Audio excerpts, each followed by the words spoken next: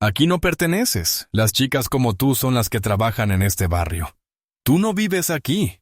¿Qué pasa cuando un hombre con placa, embriagado por su mezquino poder, intenta doblegar a una mujer a la que no conoce de nada? Pensó que estaba poniendo en su sitio a una delincuente después de que tuviera la osadía de mudarse a su exclusivo barrio.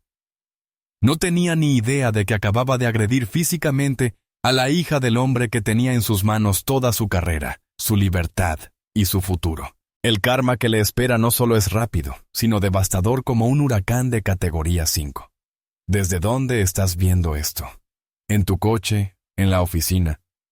Cuéntanos en los comentarios. Y si crees que la arrogancia merece un castigo, dale a me gusta y suscríbete, porque no querrás perderte ni un segundo de la justicia que está a punto de impartirse. El supermercado Gilded Grocerer no era solo un supermercado. Era un santuario ubicado en el corazón del exclusivo barrio de Crestwood Hills. Era un templo erigido en honor a la col rizada orgánica, los quesos artesanales y el tácito acuerdo de la estratificación social. El aire interior era fresco y desprendía un ligero aroma a eucalipto fresco de la sección de flores y a pan de masa madre de primera calidad. Los suelos eran de hormigón pulido, relucientes bajo la iluminación empotrada, que hacía que las pirámides de aguacates perfectamente apilados parecieran racimos de joyas verdes. Este era un lugar donde los carritos de la compra no hacían ruido. Se deslizaban con un suave susurro. Era un lugar diseñado para la comodidad, para el privilegio sin esfuerzo del 1%. Y hoy, era un lugar que había decidido, en silencio pero de forma colectiva, que Imani Caldwell no encajaba. A sus 32 años, Imani se movía con una seguridad que la mayoría confundía con arrogancia. Era deslumbrante, un hecho que ni ostentaba ni ocultaba. Alta y de porte majestuoso, con curvas que el vestido de seda escarlata que llevaba no ocultaba, sino que realzaba. Era un estallido de color vibrante en un mundo de tonos beige y azul marino apagados. Su piel era de un color caoba intenso, y su cabello, una corona de intrincadas trenzas recogidas en lo alto de su cabeza. Acababa de firmar la compra de una preciosa casa de estilo Tudor a 3 manzanas de distancia, un hito que le pareció a la vez triunfal y, como pronto descubriría, profundamente aislante. No se trataba solo de comprar comida. Estaba intentando plantar una bandera en territorio hostil. Sintió las escaleras. No eran evidentes. No al principio. Eran miradas de reojo de mujeres con mallas Lululemon, con el rostro tenso por una mezcla de curiosidad y desaprobación. Era la forma en que los demás compradores apartaban sus carritos, dejando un poco más de espacio a su alrededor. Un sutil distanciamiento social que nada tenía que ver con los gérmenes. Era una anomalía que no podían clasificar. El vestido era claramente caro, su bolso de diseñador, su porte innegable. Pero era negra. Y en el mundo cuidadosamente seleccionado de Crestwood Hills, esa era una variable que su simple ecuación de riqueza y valor no podía resolver. Amy mantuvo la frente en alto mientras colocaba un cartón de leche de avena y un racimo de uvas rojas orgánicas en su cesta. Estaba acostumbrada. Había pasado su vida desenvolviéndose en espacios que no habían sido diseñados para ella. Había aprendido a tratar la hostilidad silenciosa como ruido de fondo, un zumbido estático que tenía que ignorar para sobrevivir. Pero a veces la estática es demasiado fuerte como para pasarla por alto. La fuente era un hombre de pie cerca del mostrador de la carnicería, examinando aparentemente un filete. Se llamaba Frank Miller. Tenía 38 años, era un policía fuera de servicio y parecía que su resentimiento latente le quedaba demasiado pequeño. Era corpulento, de rostro rubicundo y permanentemente sonrojado, y de esos ojos duros y penetrantes que parecían observar el mundo como una fila de sospechosos. Llevaba 10 años viviendo en Crestwood Hills, un logro conseguido gracias a la herencia de su esposa, no a su sueldo de policía. Consideraba el barrio su castillo. Sus calles impecables y el alto valor de las propiedades eran un testimonio de su supuesta superioridad. Había visto a Manny mudarse la semana pasada. Había visto a los de la mudanza, los muebles caros, y la había visto a ella. Y un nudo oscuro y feo de prejuicio se le había apretado en el estómago. La observó ahora con una mirada que denotaba una presencia física. Vio el vestido rojo, los labios carnosos, el contoneo seguro de sus caderas al caminar. Su mente, un lodazal de estereotipos y prejuicios amargos, no veía a una nueva vecina. Vio a una intrusa, una prostituta, quizá la novia de un rapero. Algo ruidoso, pasajero e indeseado, algo que perturbaría la armonía de su mundo impecable. Sintió una oleada de ira protectora. Era su deber. Como residente y agente de la ley, sentía la obligación de proteger la paz de su comunidad. Dejó la estaca en el suelo y se dispuso a interceptarla cuando doblara la esquina hacia la sección de vinos. Colocó su carrito para bloquearle el paso. Una maniobra deliberadamente agresiva, y Manny se detuvo, con su sonrisa cortés preparada. «Disculpe», dijo con voz suave y uniforme. Frank no movió su carrito. Dejó que su mirada recorriera su cuerpo desde la trenza hasta los talones con una lenta y despectiva mirada insultante. Sonrió con sorna. «¿Perdiste?», preguntó. Su voz era un gruñido grave y ronco. La sonrisa de Imani no se desvaneció, pero un escalofrío le recorrió la espalda. Reconoció ese guión. «No, estoy bastante segura de saber dónde estoy. ¿Podría mover su carrito, por favor?». Soltó una risita, un sonido breve y desagradable. «No creo que lo sepa. Este es un mercado bastante exclusivo. Ya sabe, para residentes». Se apoyó en su carrito, convirtiéndose en un obstáculo aún mayor. «Tal vez buscas la licorería de la avenida Jefferson. Eso te viene mejor». El insulto fue tan hiriente y claro como una bofetada. La avenida Jefferson quedaba a kilómetros de distancia, en un barrio humilde. La calma interior de Imani, una disciplina forjada durante años, empezó a resquebrajarse. Respiró hondo, lentamente, negándose a darle la satisfacción de una reacción emocional. «Vivo en la calle Oak», dijo, con voz gélida. «Ahora, por tercera vez, mueve tu carrito». Su sonrisa se ensanchó, y sus ojos brillaron con malicia. Disfrutaba de esto. Disfrutaba del destello de ira que veía en sus ojos. Tenía el control. «Vale», se burló, exagerando su incredulidad. «Claro que sí, cariño. Sabes que tenemos un problema serio con la gente que viene aquí fingiendo ser quien no es». Se inclinó más cerca, bajando la voz a un tono de burla conspiradora. «No perteneces aquí. Las chicas como tú son las que dan trabajo en este barrio. Tú no vives aquí». Las palabras flotaban en el aire frío y estéril del pasillo de vinos, tan obscenas y fuera de lugar como una pintada en una estatua de mármol. Chicas como tú atendían este barrio. No era solo un insulto. Era una marca, un intento de grabarle una etiqueta a fuego en la piel. Forastera. Por un instante, el mundo pareció tambalearse. Las hileras de costosos vinos Merlot y Chardonnay se desdibujaban en un fondo insignificante.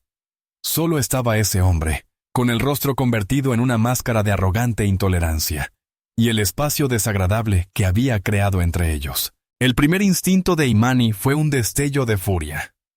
Quería gritar, desatar una diatriba que le borrara la autosatisfacción del rostro. Quiso empujar su carrito con tanta fuerza que lo hiciera tropezar hacia atrás y caer sobre una exhibición de aceite de oliva carísimo. Pero no lo hizo. Años de consejos de su padre resonaban en su mente. Nunca dejes que te vean perder el control. En el momento en que lo hagas, habrán ganado. Mantén la calma. Sé la persona más inteligente de la sala. Se irguió, irradiando una actitud desafiante y regia que pareció enfurecerlo aún más. Mi vida personal, al igual que mi dirección, no es asunto tuyo, dijo con voz peligrosamente baja.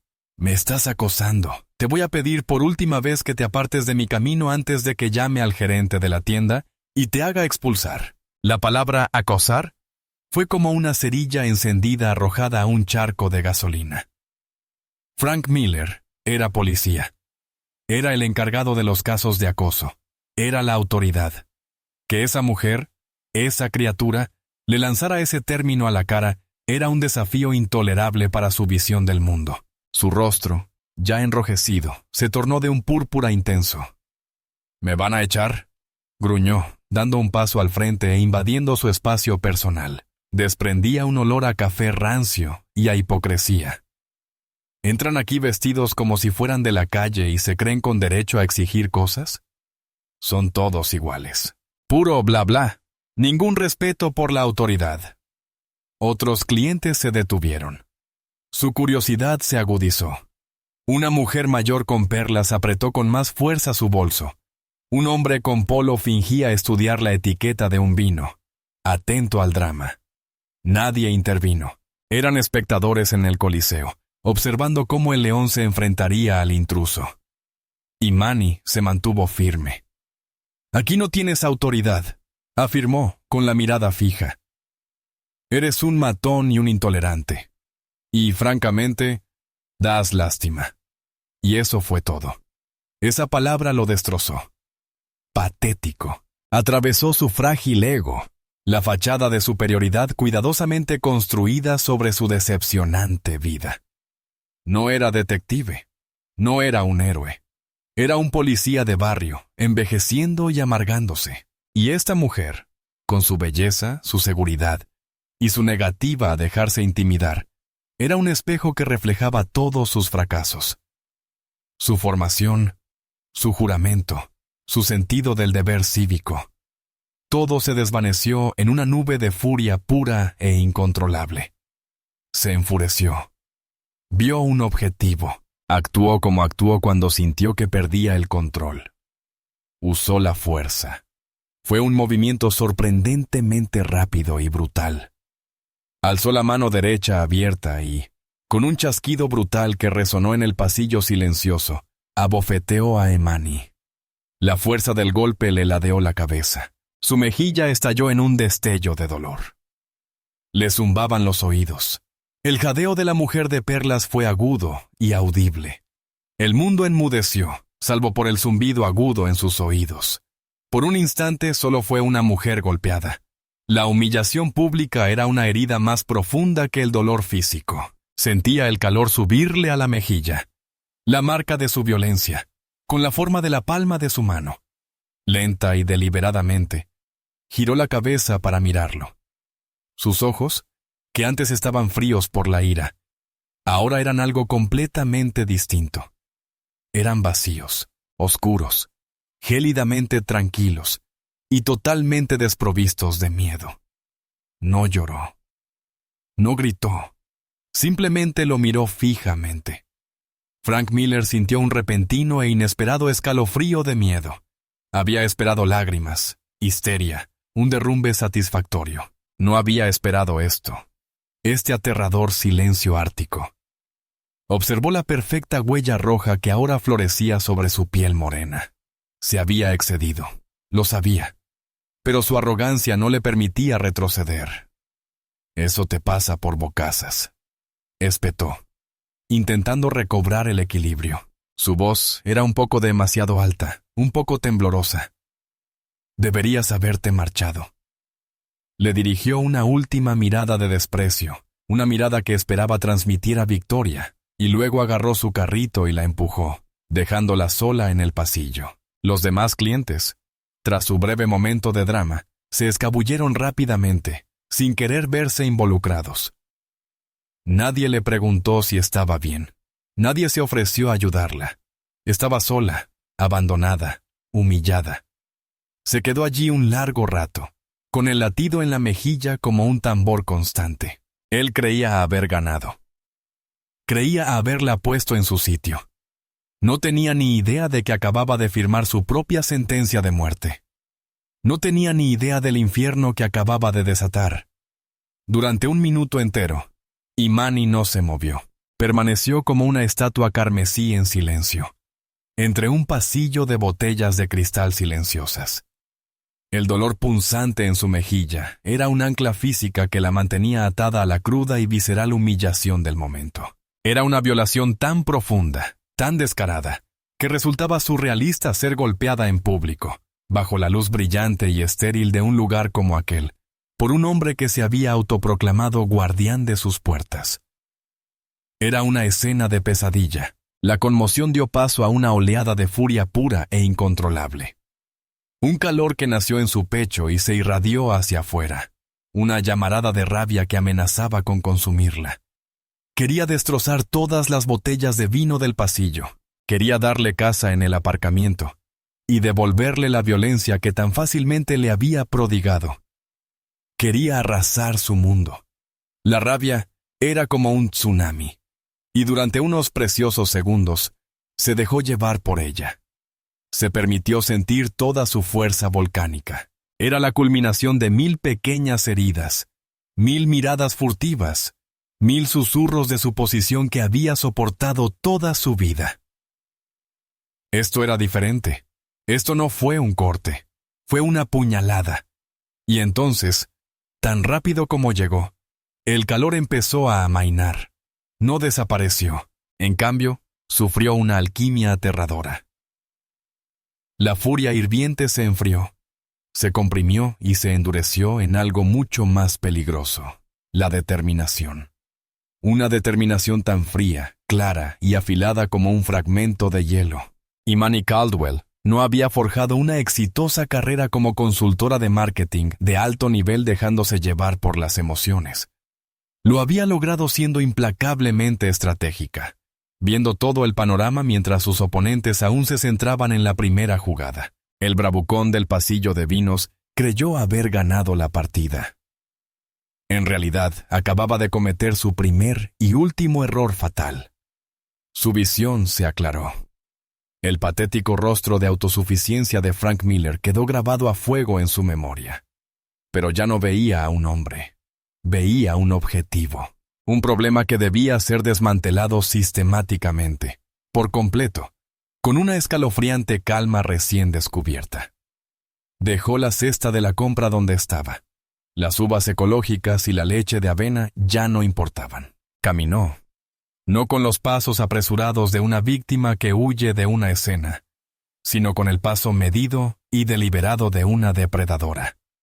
La cabeza en alto, la espalda recta, ignoró las pocas miradas inquisitivas que se le cruzaron. Que la miraran. Eran irrelevantes.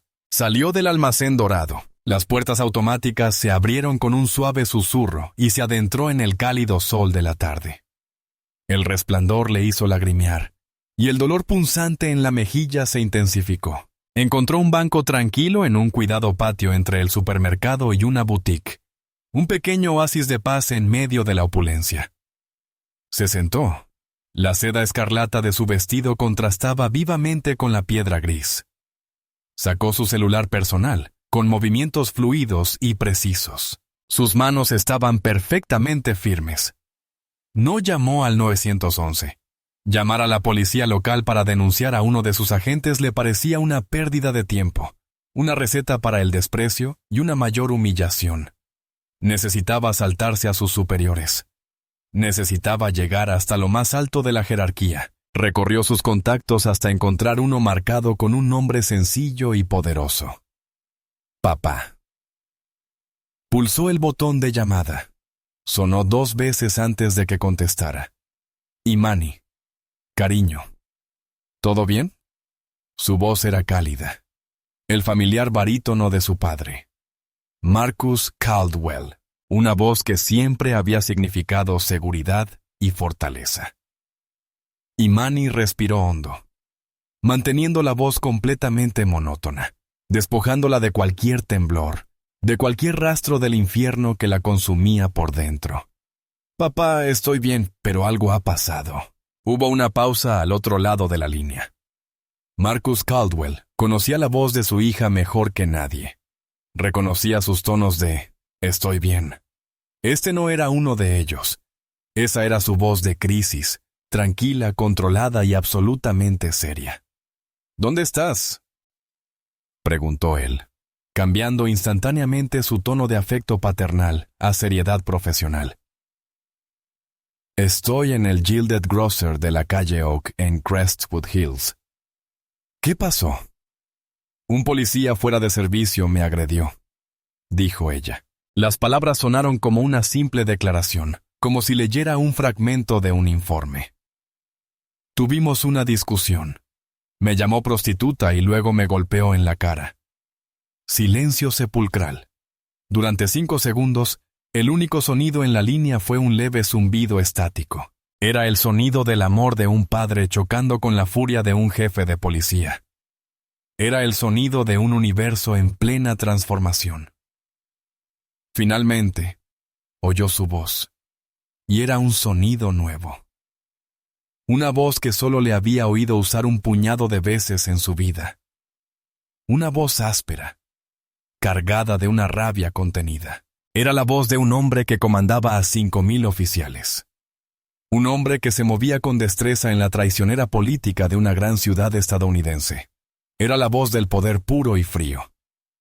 «Dime su nombre, Frank Miller», dijo Imani, con una memoria fotográfica. No se identificó como policía, pero oí a otra persona susurrarlo después de que se marchara. Es blanco, de unos 30 y tantos años, de complexión robusta y cabello rubio rojizo. «Quédate donde estás», ordenó su padre. «No hables con nadie. No te muevas. Yo me encargo. Un coche estará allí para recogerte en 10 minutos. No es un coche patrulla, es un coche particular. Te llevará a casa. Cierra las puertas con llave. Nos vemos esta noche». «Papá», empezó ella. «Yo me encargo, Imani», repitió él. Y en esas 4 palabras, ella oyó la promesa de un ajuste de cuentas. No era la promesa de un padre que la consolaría.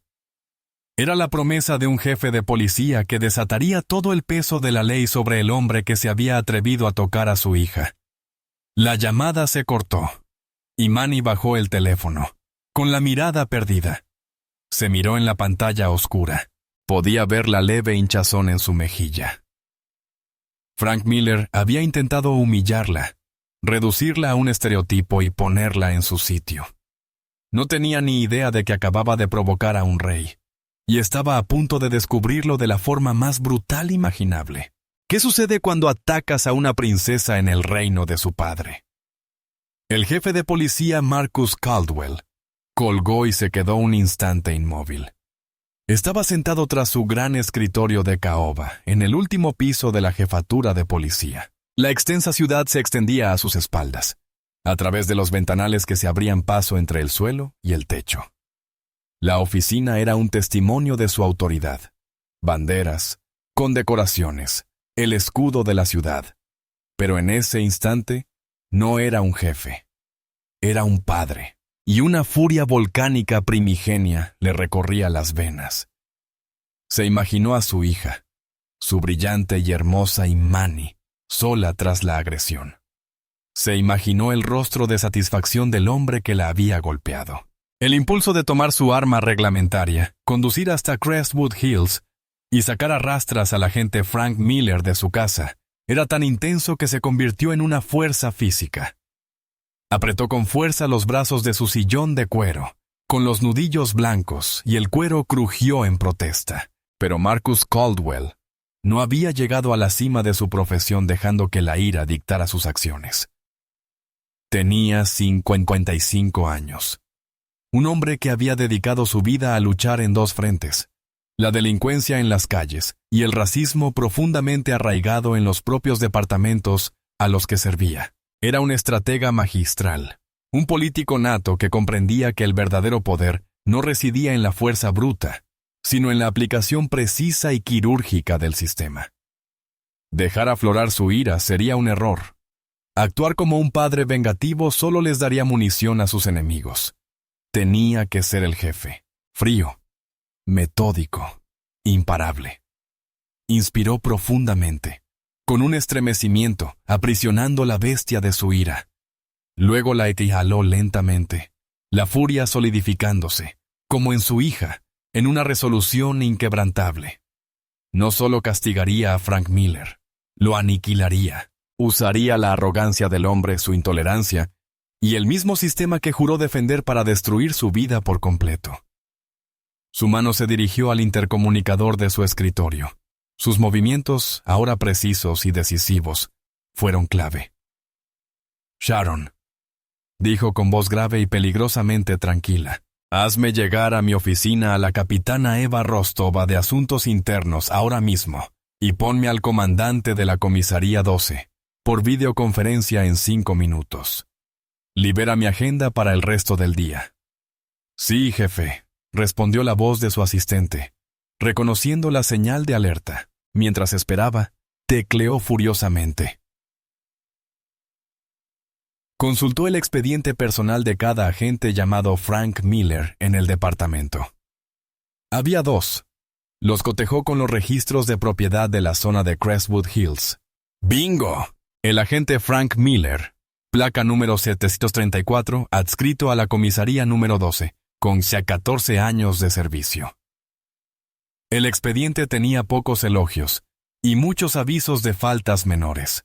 2 denuncias civiles por uso excesivo de la fuerza, ambas desestimadas por falta de pruebas. Una nota de un sargento anterior mencionaba un problema de actitud.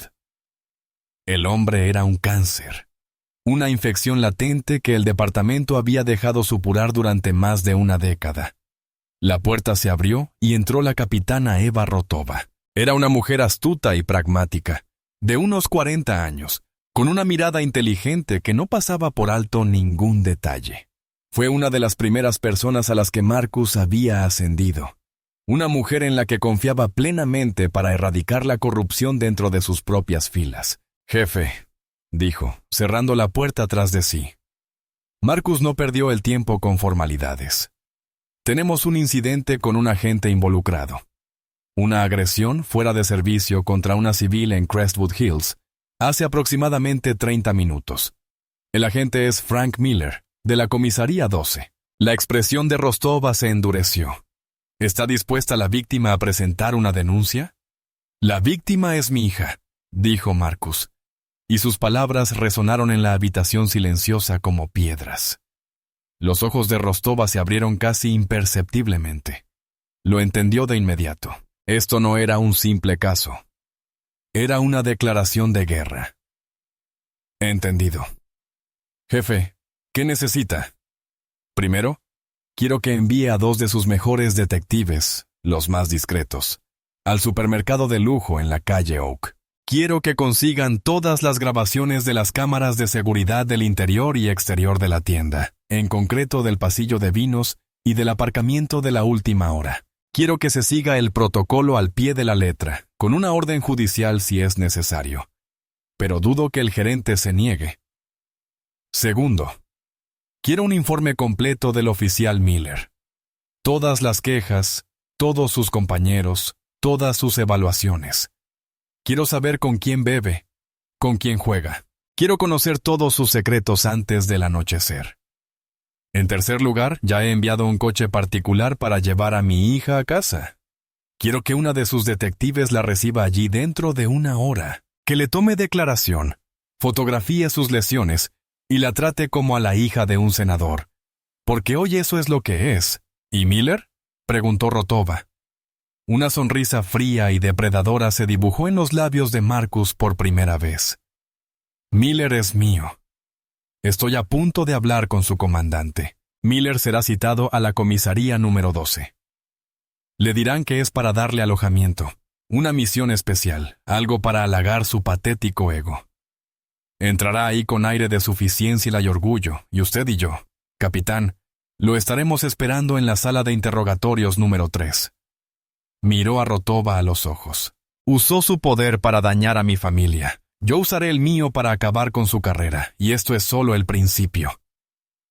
El micrófono de su escritorio vibró.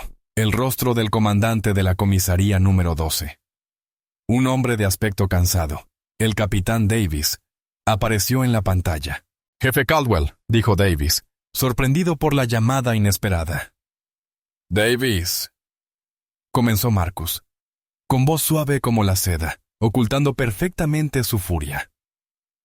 «He estado revisando las iniciativas de participación comunitaria. Tengo un proyecto especial en mente para la zona de Crestwood Hills, y necesito un agente que conozca el barrio. Veo que tienen un agente, Frank Miller, residente de toda la vida. Me gustaría hablar con él. ¿Podrían hacer que venga a la comisaría en unos 90 minutos? Díganle que se trata de un posible puesto cerca de una pista de aterrizaje. Una gran oportunidad para él. El capitán Davis, ajeno a todo, sonrió radiante. Claro. El jefe Miller es un agente competente, aunque algo brusco. Estará encantado. Lo llamaré a casa enseguida. Gracias, capitán, dijo Marcus. Y colgó. La trampa estaba lista. El cebo, colocado. Y el lobo, arrogante y estúpido, estaba a punto de caer en ella. Frank Miller se sentía eufórico.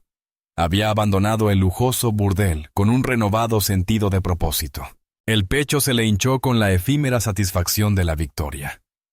Había puesto a esa mujer en su sitio. Había defendido la frontera invisible pero sagrada de su barrio. Condujo a casa con las ventanillas de su enorme camioneta bajadas, escuchando a todo volumen una emisora de rock clásico. Se sentía como un conquistador que regresaba de una escaramuza victoriosa.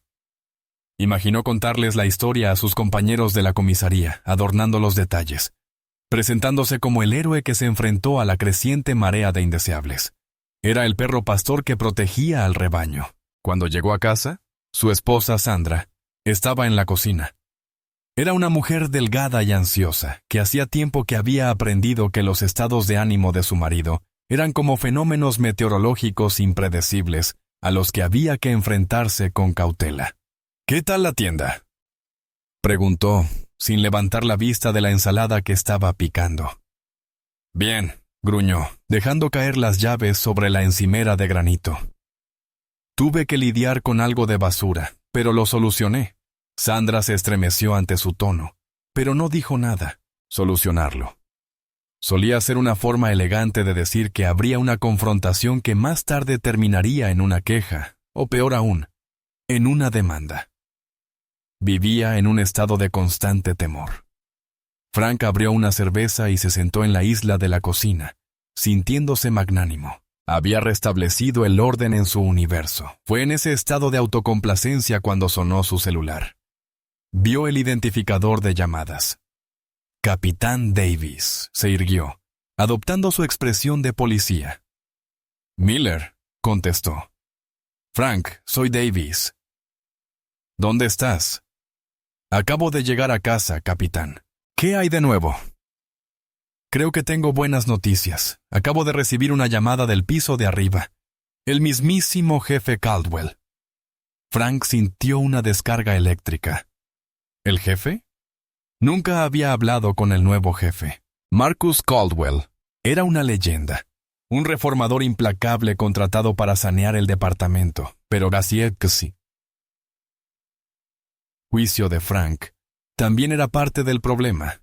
Un nombramiento por discriminación positiva más interesado en la política que en la labor policial. Aún así, una llamada del jefe era importante. «Quiere verte», continuó Davis, con una voz llena de orgullo que Frank absorbió con avidez. «Está lanzando una nueva iniciativa de participación comunitaria en Crestwood.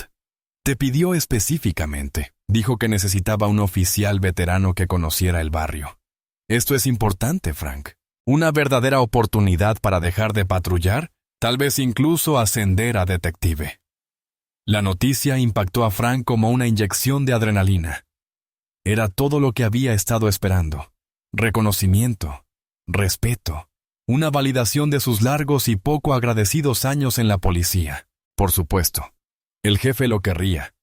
¿Quién más conocía mejor que él a la gentuza que intentaba infiltrarse en el barrio? ¿Quién más tenía las agallas para hacer lo que había que hacer? Su pequeño enfrentamiento en la tienda de comestibles ahora parecía presuntuoso, una muestra de su labor policial proactiva. «¡Guau!», exclamó Frank, intentando mantener la voz firme. «De acuerdo. ¿Cuándo quiere verme?». Dijo que en 90 minutos en la comisaría. «No llegues tarde. Y Frank, lustra tus zapatos. Esta es tu oportunidad. No la desaproveches, ni se me ocurriría». «Claro», dijo Frank con una amplia sonrisa triunfal. Colgó el teléfono y dejó caer la cerveza sobre la barra. «Sí», rugió. Sandra dio un respingo y dejó caer un tomate al suelo.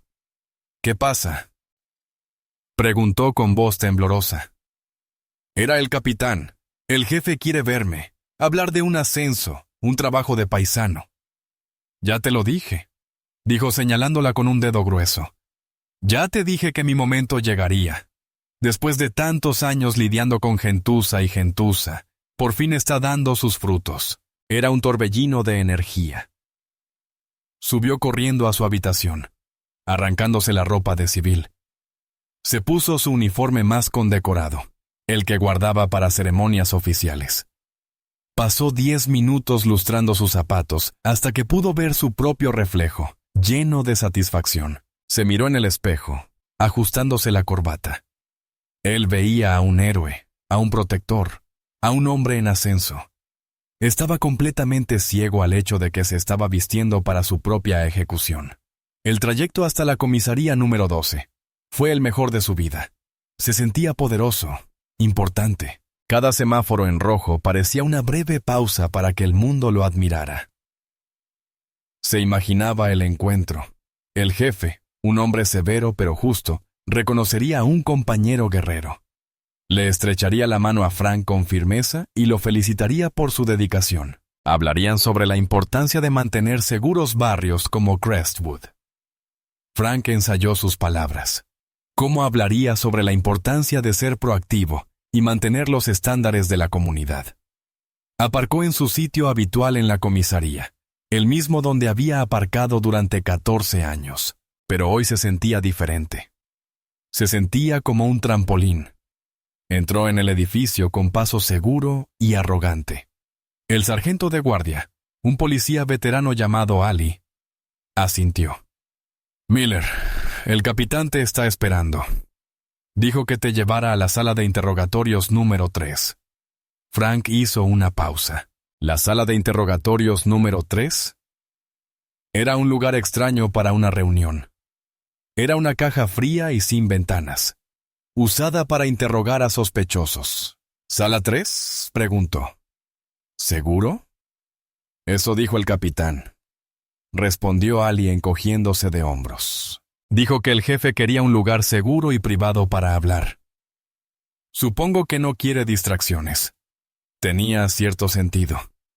Asuntos de alto nivel. El ego de Frank le proporcionó la justificación sin dudarlo. Asintió, recuperando la confianza. Bien, caminó por el largo pasillo con suelo de linóleo. El sonido de sus zapatos lustrados resonaba en el silencio. Pasó junto a las celdas de detención y los armarios de pruebas. El aire olía a desinfectante y a desesperación. Llegó a la puerta de la sala de interrogatorios número 3. Respiró hondo. Se alisó el uniforme y se preparó para afrontar su futuro. Abrió la puerta con una sonrisa confiada y entró. En ese instante, su mundo se derrumbó. La sala no era lo que esperaba. Hacía frío, reinaba la esterilidad y el silencio. La tensión era palpable, casi palpable. No había rastro del amable capitán Davis esperando con un apretón de manos. No se respiraba ambiente festivo. 3 personas estaban sentadas en la austera mesa metálica, bajo la luz cruda de una única lámpara fluorescente. En el centro estaba el jefe de policía Marcus Caldwell. No sonreía. Su rostro era una máscara de furia fría y contenida. Sus ojos como fragmentos de obsidiana. A su derecha se encontraba la capitana Ava Rostiva, de Asuntos Internos, con expresión sombría y un grueso expediente abierto frente a ella. A su izquierda estaba sentado un hombre de aspecto severo, vestido con traje, a quien Frank reconoció vagamente como un fiscal de la Fiscalía del Distrito. La sonrisa de Frank se congeló en su rostro, para luego desvanecerse, reemplazada por una oleada de confusión y temor. Un nudo frío se le formó en el estómago. Esto no era una felicitación, era una emboscada. Agente Miller, dijo el jefe Caldwell con voz suave pero con el peso de una autoridad absoluta. Fue más aterrador que si hubiera gritado. Gracias por venir. Por favor, tomen asiento. Señaló la única silla metálica vacía. atornillada al suelo al otro lado de la mesa. Frank sentía las piernas como de plomo. Avanzó arrastrando los pies, su arrogancia desvanecida, reemplazada por el andar vacilante de un condenado. Se sentó, el metal frío a través de sus pantalones de uniforme planchados, y miró del jefe a Rosta y luego al fiscal. Su mente daba vueltas, intentando comprender la escena. ¿Qué había hecho? Se trataba de una de las antiguas denuncias por uso excesivo de la fuerza. Una detención ilegal. Su cerebro repasaba frenéticamente años de atajos y acciones cuestionables. «Jefe, no entiendo», balbuceó. El capitán Davis dijo. El capitán Davis le dijo lo que le ordené que le dijera. Caldwell interrumpió con voz cortante como cristales rotos. «Estamos aquí para hablar sobre un asunto de participación comunitaria, específicamente sobre su interacción con una miembro de la comunidad de Crestwood Hills, hace aproximadamente 1 hora y media, en el Gilded Grocer». Frank Miller palideció. Su corazón latía con fuerza contra su pecho. La dependienta, la mujer del vestido rojo, un sudor frío le perló la frente. ¿Cómo? ¿Cómo podían saberlo ya? Fue una pequeña discusión, un don nadie. Recurrió a su entrenamiento, al instinto de negar, desviar la atención y controlar la narrativa. «Señor, no fue nada, un malentendido. Había una mujer causando disturbios, actuando de forma sospechosa. Hablé con ella. Se puso agresiva, así que me tranquilicé y me fui. El personal de seguridad de la tienda puede confirmarlo». El jefe Caldwell levantó la mano, silenciándolo al instante. «Permítame interrumpirlo aquí mismo, oficial, antes de que cometa perjurio y añada otro delito a su historial». Asintió hacia la capitana Rotova. «Capitana, si me lo permite». Rotova no miró a Frank. Miró el gran monitor de televisión montado en la pared. Pulsó un botón del mando a distancia. La pantalla se encendió. La imagen era nítida, de alta definición. Era la sección de vinos del lujoso supermercado. Y allí estaba él. Allí estaba la mujer del vestido rojo. No había sonido, pero no hacía falta. La película muda era condenatoria. Las imágenes lo mostraban bloqueándole el paso. Mostraba su postura agresiva, su rostro burlón acercándose al de ella. Mostraba su postura tranquila y desafiante. Y entonces, con una brutal e innegable claridad, mostró su mano alzándose y golpeándola en la cara. El vídeo se reproducía a cámara lenta, su acto violento repitiéndose para él como una pesadilla recurrente. Frank se quedó mirando la pantalla, boquiabierto. Un pequeño sonido ahogado escapó de su garganta. Era irrefutable. Todo estaba ahí. El gerente de la tienda se mostró encantado de cooperar cuando supo que el jefe de policía estaba interesado. Dijo Rotova secamente, apagando el vídeo. La pantalla se puso negra, pero la imagen quedó grabada a fuego en la retina de Frank. «Ahora», dijo el jefe Caldwell, inclinándose hacia adelante y bajando la voz a un gruñido grave y amenazador. «¿Le gustaría rectificar su declaración sobre el malentendido en el que usted logró calmar la situación?» El mundo de Frank se desmoronaba. Su mente daba vueltas, buscando desesperadamente una tabla de salvación. «Ella me provocó», balbuceó, con la voz quebrada. «Fue irrespetuosa, me llamó patética. ¿No oíste lo que dijo?» «Oh, sí que lo oímos», dijo el jefe con los ojos brillando con una mirada fría y triunfante. Se inclinó y colocó una pequeña y elegante grabadora de audio digital sobre la mesa. Pulsó reproducir. La voz de Imani llenó la habitación, tranquila y clara. «Mi vida personal, al igual que mi dirección, no es asunto tuyo. Me estás acosando». Y entonces su propia voz, gruñona y desagradable, dijo: «¿Entras aquí vestido como si fueras un vagabundo y crees que puedes exigir cosas? Sois todos iguales».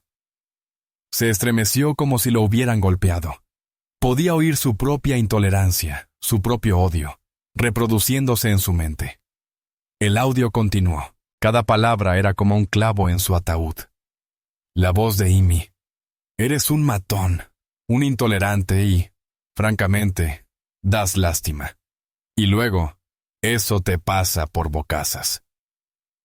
El jefe pulsó el botón de parar. El silencio que siguió fue absoluto, interrumpido solo por la respiración entrecortada y angustiada de Frank. Miró al jefe, con los ojos desorbitados por el terror y la incredulidad. Todo empezaba a encajar. La rapidez de la investigación, la implicación personal del jefe, la alta calidad del audio. Solo había una explicación. Esa mujer, susurró. ¿Quién? ¿Quién es ella? El jefe Marcus Caldwell se recostó en su silla. Miró al hombre derrotado y sudoroso, vestido con el uniforme que había mancillado por completo. Lo dejó suspendido en un silencio aterrador durante un largo y angustioso momento. Entonces le asestó el golpe final y devastador. «Se llama Imani Caldwell», dijo el jefe con voz plana y carente de toda emoción. «Y es mi hija». Los últimos vestigios de color se desvanecieron del rostro de Frank Miller. Emitió un sonido ahogado, un jadeo, como un hombre al que le hubieran clavado una puñalada en el corazón. No solo su carrera había terminado. En ese desgarrador momento de claridad, supo que su vida entera había acabado. El nombre de Imani Caldwell y el título de «Mi hija» resonaron en la pequeña y estéril habitación como un clavo mortal. Para Frank Miller, fue como si el suelo se le hubiera abierto bajo los pies, hundiéndolo en un abismo sin fondo que él mismo había creado. La hija del jefe. Había agredido a la hija del agente de la ley más poderoso de la ciudad. La absoluta estupidez catastrófica de sus actos lo abrumó. Una ola de náuseas frías y nauseabundas. Toda la arrogancia, todos los prejuicios, toda la furia farisaica que lo había impulsado durante las últimas horas, se derrumbó en un patético montón de terror. Empezó a balbucear, las palabras brotando de su boca en un torrente desesperado e incoherente. Señor jefe, no tenía ni idea. Lo juro por Dios. Si lo hubiera sabido, por favor, fue un error. Un error terrible. Estaba teniendo un mal día, mi temperamento. Lo siento mucho, señor. Por favor. Miró a Marcus Caldwell, con los ojos suplicando una clemencia que sabía que no merecía. Buscaba a un compañero policía, un miembro del gremio que pudiera comprender su error de juicio. Pero el hombre que lo miraba fijamente no era un policía. Era un padre cuyo hijo había sido brutalmente agredido, y su rostro era de piedra. «Un mal día», repitió Marcus, con la voz cargada de desprecio. «Usaste tu tamaño y tu supuesta autoridad para agredir físicamente a una mujer, porque no te gustaba el color de su piel, o el vestido que llevaba. Eso no es un mal día, Miller. Eso es un crimen de odio». Señaló al fiscal. «El señor Davenport, de la fiscalía, está de acuerdo. Te acusaremos de agresión en tercer grado, pero esto es solo el principio». La mirada de Marcus se endureció. «Mi oficina también se ha puesto en contacto con la Fiscalía Federal. Solicitaremos formalmente que se inicie una investigación federal en su contra por violación del artículo 232 del título 18 del Código de los Estados Unidos, por privación de derechos bajo la apariencia de legalidad. Si bien usted estaba fuera de servicio, invocó su autoridad. Tu creencia de que tenías derecho a controlar ese espacio para privar a una ciudadana de sus derechos civiles conlleva una pena de hasta 10 años de prisión. Prisión. Esas palabras le arrebataron el último aliento a Frank. Había dedicado su carrera a encarcelar hombres. La idea de estar al otro lado de las rejas, un expolicía caído en desgracia entre una población que lo despreciaba, era una visión infernal. «Por favor», sollozó, con lágrimas que ahora le corrían libremente por las mejillas, dejando marcas calientes en el sudor de su rostro. «Mi esposa, mi hipoteca, mi pensión. No hagas esto. Haré lo que sea. Pediré disculpas. Renunciaré». «Vas a renunciar», dijo el jefe Caldwell con una escalofriante firmeza. «Con efecto inmediato, pero eso no es un acuerdo. Es una formalidad. Señaló la puerta con un gesto de cabeza. La reunión ha terminado. Como si estuviera previsto, la puerta de la sala de interrogatorios se abrió. 2 corpulentos agentes de patrulla uniformados entraron. Eran jóvenes, con rostros impasibles, pero sus ojos reflejaban un claro y manifiesto desprecio por el hombre que lloraba en la mesa. Detrás de ellos se encontraba el capitán Davis, con el rostro pálido y ceniciento. Estaba claramente al tanto de la situación, y la mirada que le dirigió a Frank fue de absoluta traición y repugnancia. «Agente Miller», ordenó el jefe Caldwell, con voz autoritaria. «Levántese». Frank, aturdido y tembloroso, se puso de pie. «Capitán Davis», continuó el jefe, «este hombre ha deshonrado su uniforme, esta comisaría y todo el departamento. Quiero su placa ahora mismo». El capitán Davis dio un paso al frente, con expresión sombría. «Frank», dijo con voz ronca por la emoción, «dámelo». Con manos temblorosas, Frank buscó a tientas la insignia prendida en su pecho. Era el símbolo de su identidad, su poder, la esencia misma de lo que había sido durante 14 años. Sentía los dedos torpes, extraños. Finalmente la desabrochó. Sintió el peso en la palma de su mano, un peso que antes le había llenado de orgullo. Ahora le pesaba como una losa que lo hundía. Se lo ofreció a su capitán. Davis lo tomó sin tocarse la mano, como si estuviera contaminado. «Sus credenciales y su arma reglamentaria», ordenó el jefe. Uno de los agentes uniformados se adelantó y, con profesionalidad e impasibilidad, desenganchó la funda del cinturón de Frank y le sacó la cartera con su identificación policial. En menos de 30 segundos, Frank Miller quedó despojado de todo símbolo de poder. Ya no era policía, era simplemente un hombre con uniforme, un civil aterrorizado y destrozado, de pie en la sala de interrogatorios de una comisaría. «Espósenlo», ordenó el jefe. El clic de las esposas al cerrarse alrededor de las muñecas de Frank fue el sonido más fuerte que jamás había oído. Era el sonido del fin de su antigua vida y el comienzo de la nueva. La vida de un criminal, un recluso, un paria. Los oficiales lo sujetaron por los codos y lo giraron hacia la puerta. Él dirigió una última mirada desesperada al jefe. «Caldwell, por favor». Marcus Caldwell se levantó y rodeó la mesa hasta quedar frente a Frank. Miró fijamente a los ojos al hombre que había golpeado a su hija.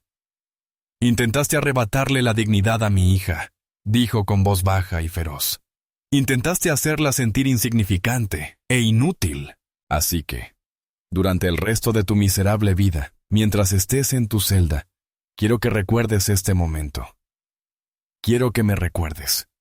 Quiero que entiendas que no te metiste con una cualquiera. Te metiste con el sistema mismo, y el sistema siempre gana». Los oficiales lo sacaron de la habitación. No lo sacaron por la puerta trasera por órdenes del jefe. Lo condujeron por la sala principal de la brigada, pasando junto a los escritorios de los hombres y mujeres con los que había trabajado durante años. La sala quedó en silencio. Todos dejaron de hacer lo que estaban haciendo y observaron cómo el oficial Frank Miller, el bocazas matón de patrulla, era conducido por la comisaría esposado, un hombre caído en desgracia. La humillación fue total. Fue una ejecución profesional llevada a cabo frente a sus compañeros. Fue la consecuencia kármica perfecta. Había intentado humillar públicamente a una mujer a la que consideraba inferior, y, en represalia, su propia identidad quedó destruida pública e irrevocablemente. El arresto del agente Frank Miller causó un gran revuelo en todo el departamento de policía. No se trataba simplemente de que un policía hubiera sido arrestado por agresión. Lamentablemente, no era un hecho aislado. Lo que sí fue la rapidez, la severidad y la procedencia de la represalia transmitió un mensaje claro y aterrador a los agentes. La propia hija del jefe. Un incidente fuera de servicio, un arresto por una violación federal de derechos civiles, en cuestión de horas. Esto no era justicia, era una declaración de intenciones. Se acabó la vieja costumbre de encubrir los problemas y proteger incluso a los más corruptos. Pero para el jefe Marcus Caldwell, la detención de Frank Miller no significó el fin de la guerra. Fue simplemente la primera batalla decisiva. Miller no era un policía corrupto cualquiera. Era un síntoma de una enfermedad más profunda, una decadencia cultural de la que Marcus se había visto obligado a exiliarse. Sabía que por cada Frank Miller lo suficientemente estúpido como para ser grabado, había una docena más astutos, más discretos e igual de tóxicos, envenenando el departamento desde dentro. Utilizaría el caso Miller no como un instrumento de venganza, sino como una herramienta para la reforma. A la mañana siguiente del arresto, Marcus convocó una rueda de prensa. La sala estaba repleta de periodistas y el ambiente estaba cargado de especulaciones. Esperaban negaciones, evasivas, la habitual obstrucción burocrática. Marcus les ofreció todo lo contrario. Caminó hacia el podio, con rostro serio y resuelto, y expuso los hechos. Ayer, uno de mis agentes, Frank Miller, fue arrestado y acusado de agresión. Comenzó, con voz resonante por los altavoces. La víctima de este ataque injustificado y despreciable fue una mujer civil. Resulta que también es mi hija. Una oleada de exclamaciones de sorpresa y tecleo frenético recorrió la sala. Permítanme ser claro, las acciones del oficial Miller fueron una traición a su juramento, una deshonra para su placa y una afrenta a los valores de este departamento y a los ciudadanos a quienes juramos proteger. Será procesado con todo el rigor de la ley. Hizo una pausa, dejando que la gravedad de sus palabras calara hondo. Pero este incidente, por doloroso que sea para mi familia, no se trata simplemente del comportamiento delictivo de un hombre. Se trata de la cultura que permitió que un hombre como él, un hombre con un historial de quejas y un problema de actitud documentado, siguiera vistiendo este uniforme. Es una falla de supervisión, una falla de rendición de cuentas y una falla del sistema mismo. Y esa falla termina ahora. Fue una admisión sorprendente, un acto público de autocrítica sin precedentes en un jefe de policía. No solo estaba abandonando a un oficial caído en desgracia a su suerte, estaba advirtiendo a todo su departamento. Con efecto inmediato, anunció, inicio una auditoría independiente exhaustiva de la comisaría número 12.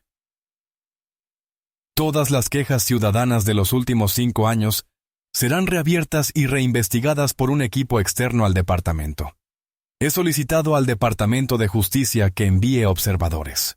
Examinaremos minuciosamente los informes sobre el uso de la fuerza, los datos de las detenciones de tráfico y las evaluaciones internas de desempeño.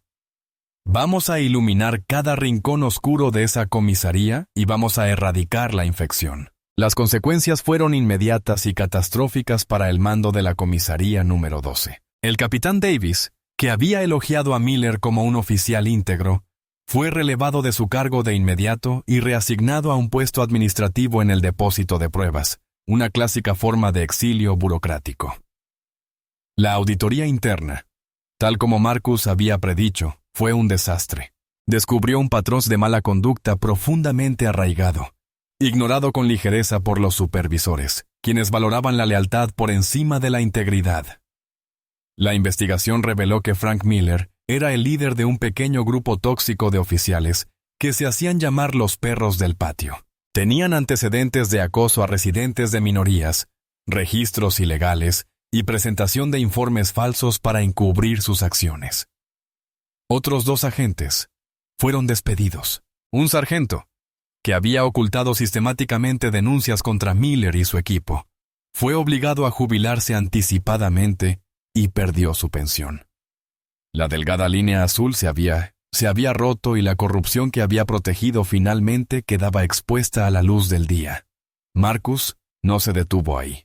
Aprovechó el impulso del escándalo para impulsar reformas integrales en todo el departamento que llevaba meses planeando. Implementó un nuevo programa obligatorio de capacitación en técnicas de desescalada y sesgo implícito, diseñado por expertos externos, en lugar de las habituales presentaciones de PowerPoint obsoletas. Reformó el sistema de alerta temprana para identificar a los agentes problemáticos, facilitando a los ciudadanos la presentación de quejas y dificultando que los supervisores las ignoraran. Inició una serie de reuniones vecinales en distintos barrios de la ciudad, obligando a su equipo de mando a comparecer ante el público y responder preguntas difíciles.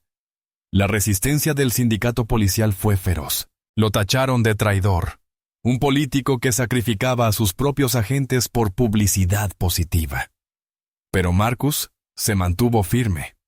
Tenía el respaldo político, la superioridad moral y el arma más poderosa de todas. El video innegable de uno de sus agentes agrediendo brutalmente a una mujer inocente había transformado una crisis personal en una cruzada profesional. El karma implacable que había destruido a Frank Miller ahora se extendía. Un fuego purificador amenazaba con arrasar las viejas estructuras corruptas y con suerte permitir que algo mejor surgiera de las cenizas. Mientras el jefe Caldwell libraba su batalla contra las fallas sistémicas de su departamento, el sistema legal trabajaba a toda máquina, concentrando todo su peso sobre el deshonrado Frank Miller. Su caso se tramitó con urgencia. Las pruebas eran tan abrumadoras, tan visceralmente condenatorias, que su abogado de oficio sabía que el juicio era imposible de ganar. El vídeo en alta definición, el audio nítido, el testimonio del personal de la sala de prensa y las fotos incriminatorias de la mejilla amoratada de Imani. Era un caso claro y contundente. La Fiscalía Federal, presintiendo una victoria de gran repercusión para los derechos civiles, presentó cargos federales con un celo implacable, enfrentándose a la posibilidad de una década o más en prisión federal. Frank Miller hizo lo único que podía. Aceptó un acuerdo con la Fiscalía. Se declaró culpable del cargo estatal de agresión y del cargo federal de privación de derechos bajo la autoridad de la ley. Se puso en manos de la clemencia del tribunal, un tribunal que tenía muy poca clemencia que mostrar. La audiencia de sentencia fue un espectáculo mediático. Frank Miller, despojado de su uniforme y vestido con un traje que le quedaba mal, se presentó ante el juez, una sombra del arrogante hombre que alguna vez fue. Estaba pálido y había perdido mucho peso. Ofreció una disculpa entrecortada y entre lágrimas, hablando de su remordimiento, de su familia y del peor error de su vida. Imani estaba en la sala, sentada en la primera fila con su padre. Se había negado a que el incidente la definiera como una víctima. Había prestado declaración, testificado ante el gran jurado y ahora estaba allí para presenciar el desenlace. Vestía un sencillo y elegante vestido azul marino, y su expresión era serena e impasible. Cuando Miller habló de su error, su mirada no vaciló.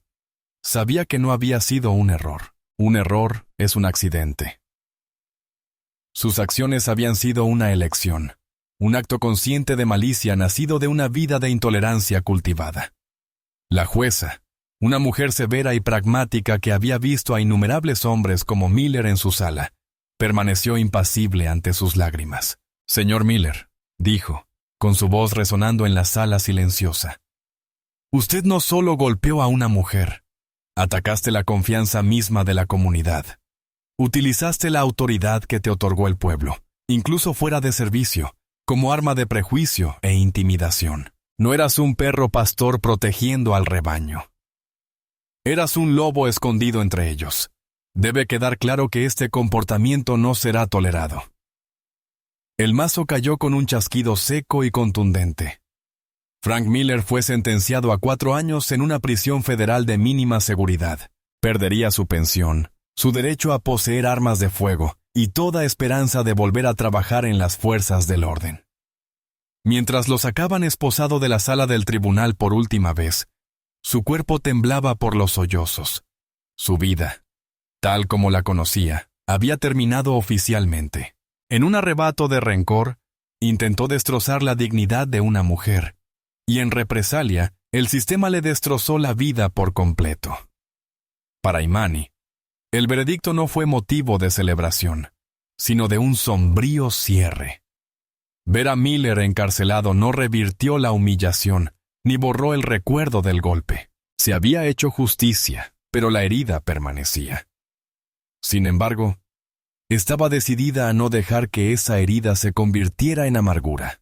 Había visto de primera mano cómo un solo acto de odio podía destapar un problema mucho mayor, y sentía que un nuevo sentido de propósito se afianzaba en su interior. No era solo la hija del jefe. Ella era Imani Caldwell, una estratega brillante, una comunicadora excepcional, y ahora una sobreviviente con una historia que contar. Comenzó a canalizar su experiencia en acciones concretas. Empezó a trabajar con un programa local de apoyo comunitario que buscaba fortalecer el vínculo entre la policía y los barrios a los que servían. Utilizó su experiencia en marketing para ayudarlos a crear un mensaje más impactante. Empezó a hablar en reuniones comunitarias no como una víctima que relataba su trauma, sino como una firme defensora del cambio. Habló sobre rendición de cuentas, prejuicios implícitos y la urgente necesidad de una policía que reflejara y comprendiera a las comunidades a las que debía proteger. Su voz, antes silenciada por la mano de un abusador, ahora se amplificaba, llegando a miles de personas. Ya no era solo la protagonista de la historia. Se estaba convirtiendo en una de sus autoras más importantes, ayudando a escribir un nuevo capítulo para su ciudad. Uno donde la justicia no se tratara solo de castigar a los culpables, sino de sanar a la comunidad y construir un futuro mejor y más seguro para todos. La sanación había comenzado, no solo para ella, sino para toda la ciudad. Transcurrieron 6 meses. El frío del otoño dio paso a la fresca promesa de la primavera. El escándalo de Frank Miller, lo que una vez fue titular en todos los noticieros locales, se desvaneció de la memoria colectiva, reemplazado por el incesante ciclo de la vida urbana. Pero los cambios que había desencadenado no eran temporales, eran reales, tangibles y estaban creciendo. La iniciativa de capacitación Washington Vance, nombre que finalmente recibió el nuevo programa contra los prejuicios en el JFK, se había convertido en un modelo. Las reformas del jefe Caldwell, nacidas de un momento de crisis, estaban dando frutos. La nueva política del departamento sobre el deber de intervenir implicaba que los agentes estaban legalmente obligados a impedir que sus compañeros usaran fuerza excesiva. El núcleo corrupto de la comisaría número 12 había sido reemplazado por un nuevo equipo de mando, más joven y diverso. El cambio fue lento e imperfecto, pero innegable. En una soleada tarde de sábado, el barrio de Crestwood Hills celebraba su fiesta anual de primavera. El evento tuvo lugar en un parque local, el mismo por donde ahora la gente corría cada mañana hace un año. Antes se habría sentido como una extraña. Hoy, se sentía como una anfitriona. Se había unido al comité organizador. Su presencia era una declaración silenciosa pero firme. Este es mi hogar, pertenezco aquí. Caminó entre la multitud, ya no con el desafiante vestido rojo, sino con vaqueros y una camiseta de la organización comunitaria sin ánimo de lucro que ahora presidía. La gente la saludaba por su nombre. Los vecinos que antes la miraban con recelo, ahora se detenían a charlar sobre los impuestos a la propiedad y la nueva cafetería que abriría en el centro. El ataque, de alguna manera, había roto el hielo. Había sacado a la luz los prejuicios latentes del barrio, y, a raíz del incidente, muchos residentes se vieron obligados a confrontar sus propios prejuicios. No fue una transformación perfecta, pero fue un comienzo. Imani estaba junto a las mesas de comida cuando vio acercarse a su padre. Iba de civil, vestido con una sencilla camisa polo y pantalones de vestir, con un aspecto más de abuelo relajado que del jefe de policía de la ciudad. Sonreía, una sonrisa sincera y cálida que ella no había visto lo suficiente en los últimos meses. «Menuda asistencia», dijo él, rodeándola con un brazo. «Nos fue bien», respondió ella, y apoyándose en su abrazo. «Por cierto, el nuevo capitán de la comisaría 12 está aquí. Lleva 1 hora saludando a la gente». Señaló a un joven agente latino, el capitán Rivera, que reía con un grupo de residentes mayores. Era el hombre que había reemplazado al capitán Davis, un reformador elegido personalmente por su padre. Este era el nuevo rostro del departamento. Comprometido, accesible, presente. Me alegra verlo, dijo Marcus con un orgullo contenido. Mientras estaban allí, una joven policía, una mujer de rostro amable, se acercó. Disculpe, señorita Caldwell, le dijo. Solo quería darle las gracias. El mes pasado participé en el nuevo curso de desescalada, el que usted recomendó. Ha supuesto una gran diferencia en cómo nos relacionamos con la gente. Es una mejor labor policial. Amy se quedó sorprendida. Gracias, agente. Significa mucho para mí oír eso. La joven policía sonrió y asintió respetuosamente al jefe. Luego regresó a su patrulla. Fue un momento breve, una simple interacción, pero se sintió trascendental. Era la prueba. Era el resultado de todo el dolor, la ira y la lucha. Era una semilla de cambio que brotaba bajo el sol. Más tarde esa noche, cuando la fiesta llegaba a su fin, y el sol comenzaba a ponerse, proyectando largas sombras sobre el parque, y Manny se encontró sola por un instante, observando a las familias recoger sus mantas. Recordó aquel día en el almacén dorado. Recordó la humillación, el dolor de la bofetada, la sensación de aislamiento total. Le parecía que había pasado una eternidad. La herida había cicatrizado y la cicatriz ya no le causaba dolor, sino que era un recordatorio de su propia fortaleza. Había afrontado el prejuicio más repugnante, no con los puños, sino con estrategia y determinación. Se había negado a ser solo una víctima. Había tomado un momento de afrenta personal y lo había convertido en el catalizador de una revolución, por pequeña que fuera, en su ciudad. El duro karma que le había caído a Frank Miller había sido rápido y devastador. Un final justo y satisfactorio para su tiranía. Pero este sentimiento de comunidad, esta evidencia visible de sanación, esta esperanza de un futuro mejor, esta fue su victoria. Fue más silenciosa, más profunda e infinitamente más significativa. El abusador estaba enjaulado. Su poder había desaparecido. Su nombre era solo una nota al pie en una historia con moraleja. Pero ella estaba allí, en su barrio, bajo el sol poniente, libre y sana. ¿Qué opinas del karma de Frank Miller? ¿Fue justa su condena de 4 años de prisión y la pérdida de su carrera? ¿O fue excesiva?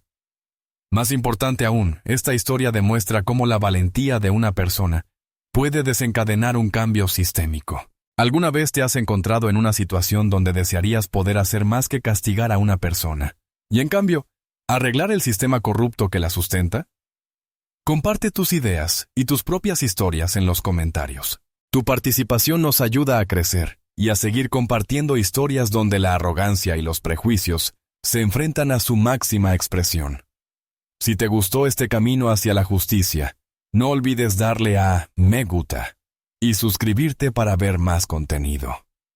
Gracias por ver el video.